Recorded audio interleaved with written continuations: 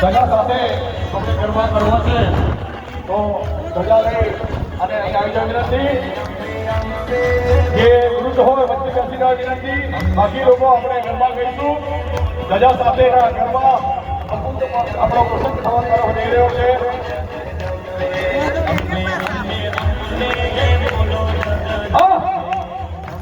આપણે ગરબાના સ્વરૂપમાં જોડાઈએ. બા દાદા તમે બેસી રહ્યો છે બાકી વાળા ગરબા ચાલુ કરતો. ધજા વાળા બેન છે ધજા આગળ